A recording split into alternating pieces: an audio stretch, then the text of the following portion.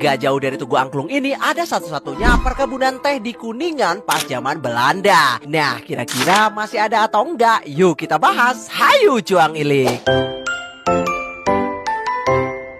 Perjalanan dimulai dari pusat kota Kuningan menuju ke arah dari lereng Gunung Ciremai yang nantinya kita pakai rute kayak gini. Dan kalau kita lihat di foto Belanda dan juga arsip Belanda, lokasinya itu ada di Desa Puncak. Dan buat patokannya kita pakai patokan dari Tugu Angklung kayak gini untuk menuju ke arah dari Cisantana. Jujur kita nggak akan terlalu berekspektasi lebih, soalnya mencari jejak sejarah dalam satu hari itu beneran susah banget. Seperti mencari jarum di tumpukan jerami. Perjalanan kita lanjut menuju ke arah Desa Puncak yang kalau kita lihat view-nya itu berada tepat di puncak teman-teman. Dan setelah kita cocokkan juga dengan peta Belanda, itu desa yang sama. Dan di sepanjang jalan aku melihat beberapa pohon yang sama seperti yang ada di foto Belanda. Tapi itu tidak mungkin sama sekali karena foto itu diambil tahun 1930-an. Jujur ini bingung banget di mana lokasi tepatnya dari perkebunan teh tersebut. Jadi kita memutuskan buat pergi ke Desa Puncak buat cari tahu lebih detail lagi. Yang kalau dilihat di sepanjang jalan ini itu hanya ada perkebunan kopi, tidak ada sama sekali untuk bekas sisa-sisa dari perkebunan tehnya. Dan setelah kita sampai di Desa Puncak, kita tanya-tanya untuk warga sekitar, ternyata tidak ada yang tahu. Tapi pada akhirnya ada seorang kakek-kakek yang ngasih tahu kita bahwasannya perkebunan tehnya ada di lereng Gunung Ciremai. Dan katanya itu udah lama banget dan kemungkinan sekarang udah gak ada sama sekali jejaknya. Setelah kita cari tahu kenapa kebun teh yang ada di Kuningan itu udah gak ada.